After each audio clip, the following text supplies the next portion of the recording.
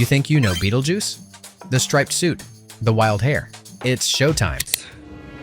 It's showtime. But the title character is barely in the movie. The dinner party scene almost got cut, and the original script was so dark it almost killed the film before it started. He likes it. These are 20 secrets that completely change how you see Beetlejuice. Number 20. Tim Burton jokingly suggested Scared Sheetless as a joke, and the studio actually considered it. House Ghosts was also on the table, which sounds like a home renovation show where contractors find spirits in the walls. What happened to these people? They died. Oh, look, an indoor outhouse. Thankfully, they landed on Beetlejuice. Short, punchy, memorable.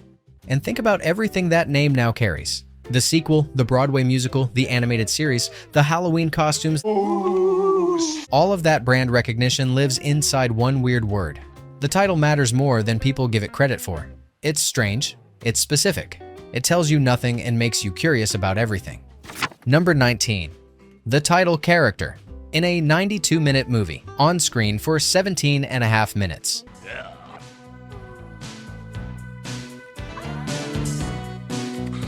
That's it, and yet you remember him more than anyone else in the film. That's restraint used as a weapon.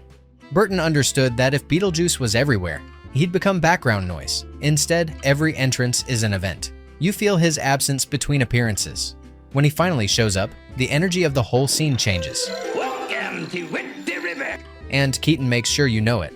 It's the same principle that makes a great villain. The less you see them, the more powerful they feel. Beetlejuice is chaos energy in a bottle, and the bottle gets opened strategically. Maximum chaos, minimum screen time. Keaton delivers a career-defining performance in under 18 minutes. If Beetlejuice shaped your childhood, drop a ghost in the comments. Number 18. Tim Burton reportedly considered Kirstie Alley for Barbara Maitland, but she couldn't get out of her Cheers contract for the shooting schedule. So they went with Geena Davis, and Davis is Barbara. That whole confused ghost trying to remain polite while dead energy? Nobody else does that. She plays Barbara with this specific combination of sweetness and mild exasperation that makes the character immediately likable. You root for her before she says 10 words. I'll get it. Be my guest. I'll just get the... The chemistry between her and Alec Baldwin is also what makes the Maitlands work. They feel like a real couple. The way they finish each other's thoughts, the way they bicker gently. You believe these are two people who genuinely like each other You didn't actually think that was going to work, did you? Aha! and just want their house back. Scheduling conflicts saved the casting. It happens more than Hollywood admits. The right person for a role often gets there because the first choice couldn't make it work. Stick around to number 1, because the final secret explains why this movie accidentally became one of the most influential films of the decade. Number 17. Those wild, unhinged, completely unpredictable lines Keaton delivers, See it? Not to mention the fact that you're talking to a dead guy. a large portion of them weren't scripted. The writers gave him a framework. Keaton filled it with chaos. Burton was smart enough to let him run. Because you can't write that kind of manic energy, you capture it. The genius of improv-based performance isn't that it's random, it's that it's responsive. In the meantime, the dowry's on me, Dad. Keaton was reacting to the other actors, the set, the moment, which is why even the other cast members didn't always know what was coming next, and you can see it on their faces. That spontaneous energy is on screen in every Beetlejuice scene. It's why those moments feel genuinely dangerous in a way most comedies don't. You're never quite sure what he's going to do, which means neither were they. Keaton understood the assignment. Then he demolished the assignment and built something weirder in its place. Number 16. Keaton didn't stop at the dialogue. He contributed ideas to the character's entire visual identity, and his physical energy drove a lot of the design decisions. He pushed for mold on the face, actual texture that suggested something rotting and ancient, hair like a finger stuck in an electrical socket, a wardrobe pulled from different eras, like a thrift store had collapsed across time and nobody bothered to sort the wreckage. The costume designers and makeup team took that input and built one of the most recognizable character designs in film history. But it started with Keaton's instinct for what Beetlejuice felt like from the inside. That's the difference between a performer and a collaborator. Keaton didn't just show up and wear what they handed him. He understood the character deeply enough to have opinions about the mold on his face. You see those stripes anywhere. You think Beetlejuice. 35 years of instant visual shorthand from a character who's on screen for 17 minutes. Not bad. What do we got here tonight? Number 15. Gina Davis revealed that Burton admitted he was figuring out the balance between horror and comedy as production was underway. Not panicking, just discovering. What's documented is that the original script was darker, much darker, and Burton was navigating in real time how far to push the comedy, how much to dial back the horror, what tone actually served the story. He was making those decisions while they were filming. Instead of forcing an incomplete vision, he cast actors who understood the material intuitively and let them find it with him. That's a rare kind of directorial confidence, knowing what you don't know and trusting the people around you to help fill it in. It's why Beetlejuice feels organic rather than engineered. It doesn't have the texture of a movie that was fully planned out. It has the texture of something that was discovered. And that quality, that sense that the film is surprising itself, is part of what audiences respond to. Number 14. Beetlejuice's real name in the film is Beetlejuice, spelled like the star, one of the brightest in the night sky. A red supergiant in the Orion constellation, so large it would extend past Jupiter if placed at the center of our solar system. That's not a throwaway detail. It adds a cosmic layer to the character. Like this demon has existed since before recorded history, ancient, chaotic, and completely indifferent to human rules. The characters in the movie can't pronounce it correctly, so they just say Beetlejuice. It stuck. And the phonetic similarity to the word beetle adds another layer. Bug-like, crawling, infesting. Betelgeuse the star is expected to go supernova sometime in the next 100,000 years, which will make it briefly visible in daylight from Earth, which honestly feels completely appropriate for a character who lives for the spectacle. We're halfway through, and the next 5 are where this movie's story gets genuinely strange. Number 13. The most iconic scene in the film, the possessed dinner party. The Dietzes and their guests singing and dancing against their will. Catherine O'Hara's face telling the whole story without a single spoken word. Burton almost cut it. He was worried it wouldn't land. Too silly, he thought. Too far outside the tone of the rest of the film. Too weird even for this movie, which had already set the bar for weird pretty high. They shot it anyway, and it became the scene. The one everyone remembers. The one fans will tell you is one of the greatest movie scenes ever made. And they're right. If you caught Beetlejuice on cable in the 90s, that dinner party scene is probably the first image in your head right now. Not the striped suit. The dinner table, the guests, and O'Hara. This is our first meal in this house, so why don't we all do our little private parts to make it a pleasant one? Because O'Hara is extraordinary in that moment. She's horrified and hilarious in exactly the same breath. And the genius is that she never breaks. She's completely committed to Delia's interior experience even as her body is doing something completely involuntary. Watch her face. She's furious that she's enjoying it. That's a performance built on 3 layers simultaneously. If Burton had trusted his doubts, we'd have lost the defining moment of the film. The scene you're most afraid to shoot is sometimes the one that defines everything. Number 12. Harry Belafonte's Day-O, the Banana Boat song, was already a classic by 1988. A recording from 1956 that had defined an era of Caribbean folk music and made Belafonte one of the best-selling recording artists of his time. But by the mid-80s, it had faded from mainstream consciousness. It was oldies territory, a song your parents knew. Then Beetlejuice used it, and it was everywhere again. If you were a kid in the 90s, you probably sang that song without knowing where it originally came from. You knew it from the movie. New generations discovered Belafonte because a demon possessed a dinner party in a Tim Burton film. That's what the right needle drop does at its best. It doesn't just use a song, it reintroduces it, recontextualizes it, hands it to a new audience with a completely different emotional association. The song and the scene are now inseparable in popular memory. Cultural alchemy. You can't plan it, you just have to recognize it when you stumble into it. Number 11. Some fans and trivia sources claim Danny Elfman buried a ghostly vocal version of Day-O in the background of the opening credits music. Subtle, low in the mix, not officially confirmed, but reportedly there if you listen for it. As soon as we get settled, we'll build you a dark room in the basement, okay? My whole life is a dark room. Go back and listen during your next rewatch. You might catch it, or you might not. That ambiguity is very on brand for this movie. Number 10. The stop-motion sandworm.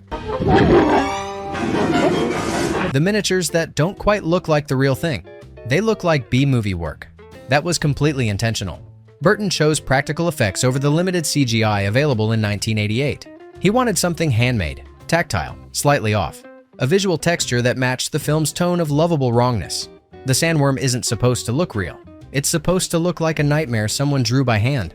It's also why Beetlejuice aged better than most of its contemporaries. CGI from the late 80s and early 90s looks dated now in a way that's hard to watch. But puppets and stop motion still have texture, weight, personality. The imperfection gives them life. A polished version of this movie would have been a worse movie. The roughness is load-bearing. And the final 3 secrets are the reason this movie almost didn't survive production. Number 9. Glenn Shadix played Otho, the pretentious interior designer who sweeps into the Dietz house and immediately starts making everything worse. We just have to pray the other closets are bigger than this one. Ooh, look.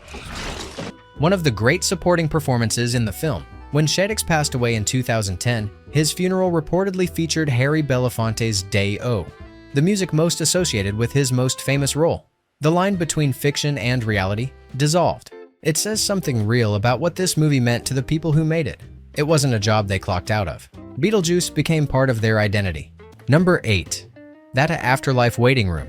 All those bizarre ghosts sitting around waiting for their caseworker? Every single one has a visual story. The magician's assistant sawn in half, still in 2 pieces on separate chairs. The man with the shrunken head. The football player still in uniform, still holding the ball. Coach, where's the men's room? Yeah. I'm not your coach. He survived. The woman with road rash from a car crash. Each one a tiny dark comedy condensed into a costume. The waiting room is maybe 3 minutes of screen time, and it contains enough material for a short film of its own. It rewards repeat viewing in a way blockbusters rarely bother to. Because Burton trusted that the people who loved this movie would go back. He built it for them. Where's Waldo? But everyone's dead, and the jokes are irreversible. Hey, stop it! Hey, you're messing up here! Come on! Number 7. Beetlejuice's black and white stripes aren't a random costume choice. Prison uniforms, insect markings, visual chaos. The kind of pattern that makes your eyes lose focus and your brain work harder than it wants to. Trapped, bug-like, impossible to look away from, and slightly uncomfortable to look at. That's 3 layers of character psychology embedded in a single costume.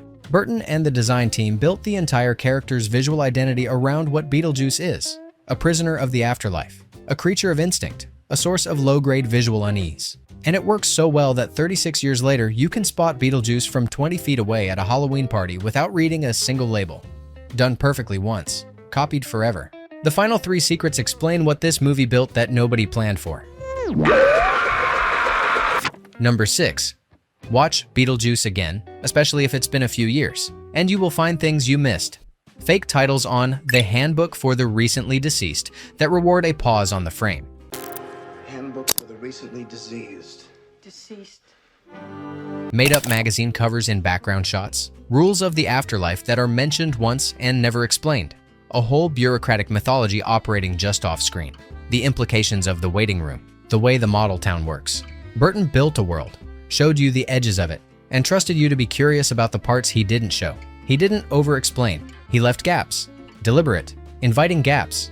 That's the architecture of a cult film. Not one big twist that makes you want to rewatch. 100 small rewards distributed across the runtime for the people who love it enough to keep coming back. The movie gets richer the more you put in.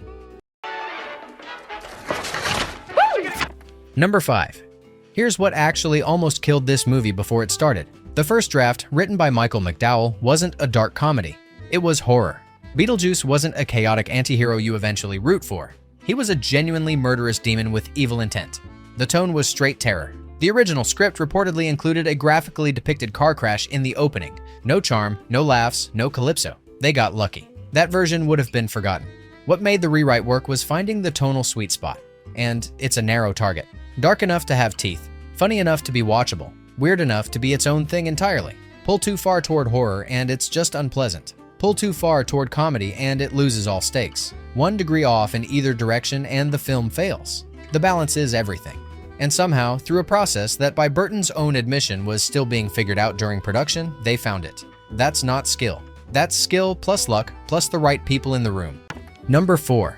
The creature designers who worked on Beetlejuice were part of a broader network of practical effects artists working across 80s fantasy and horror films simultaneously. The same hands, shared techniques, mutual influence flowing in both directions. That's why films from that era have a recognizable aesthetic that isn't about copying. It's about community. A generation of artists who were all solving the same problems at the same time, learning from each other, pushing each other forward. Beetlejuice is part of that movement. Not an isolated accident, but a node in a larger creative network that was producing extraordinary practical work throughout the decade. And that tradition has a direct line into the present. Filmmakers like Guillermo del Toro have been explicit about the influence. The techniques evolved, but the philosophy, that physical materials can create something CGI can't replicate, never went away. It's having a full revival right now in film and television. What Beetlejuice's effects team did in 1988 is still being felt. Number 3. Beetlejuice didn't succeed in 1988 and then gradually fade into nostalgia. It kept growing. Halloween costumes every single year for 36 years. A Broadway musical that ran for years and launched a touring production. An animated series, merchandise that never stopped selling. A fan community that stayed active and passionate long after most films from that era had been forgotten. The 2024 sequel didn't need to rebuild an audience from scratch. It walked into one that had been waiting actively for decades. And the sequel made a genuinely smart creative call. It didn't try to modernize. It didn't reboot the aesthetic for contemporary audiences or try to make the effects look slick. It honored the handmade quality, the practical effects, the weird characters, the tone. It trusted that what worked in 1988 still works, because Beetlejuice was never trend dependent to begin with. It wasn't cool in the way of its moment. It was strange in a way that's permanent. That's what cult status actually means. Not that everyone loves it, that the people who love it never stop. Not bad, not bad. Number 2. Everything Tim Burton did after Beetlejuice flows from it. The gothic whimsy, the practical effects as aesthetic choice, the surreal visuals built from handmade materials, the tonal balance of dark and funny that he's been chasing in every film since. Edward Scissorhands, Batman Returns, The Nightmare Before Christmas, Ed Wood, Corpse Bride, Big Eyes, Wednesday. All of it traces back to Beetlejuice. I'm feeling a little, anxious, if you know what I mean. Been about 600 years after all. This is the film where Burton's visual language crystallized. Not fully formed, still being discovered, but recognizably his. Before Beetlejuice, he had made Pee-wee's Big Adventure, which showed his sensibility but in someone else's universe. Beetlejuice was the first time he built the world himself front to back. Without this movie, that entire body of work either doesn't exist or looks completely different. The studios don't give Burton the latitude they gave him after Beetlejuice. The aesthetic doesn't develop. The collaborations with Elfman, with Keaton, with the effects teams, none of that builds the way it did. One film, 35 years of cinema downstream from it. Number 1. Here's what this movie actually did. It proved that weird works. That you don't have to sand down the edges or explain the strange parts or make the villain sympathetic in the conventional way. That an audience will embrace full chaos if you commit to it without apology. Go help your mother. Maybe you can relax in a haunted house, but I can't. It established practical effects as a deliberate aesthetic choice rather than a budget limitation. It launched Tim Burton as a major director, gave Michael Keaton one of his most defining roles, and created a franchise that's still producing new work 36 years later. And no, that wasn't a studio master plan. Nobody mapped this out. They made a weird little horror comedy on a modest budget and let it go. There are things about this film that simply cannot be replicated. The monster face moment, Barbara and Adam going full ghoul, has never been matched. Not in the musical, not in the sequel. It exists only here, built by hand, by people who had no idea it would still be watched in 2026. Catherine O'Hara's Delia is one of those performances. Hilariously self-absorbed, secretly warm, completely unforgettable.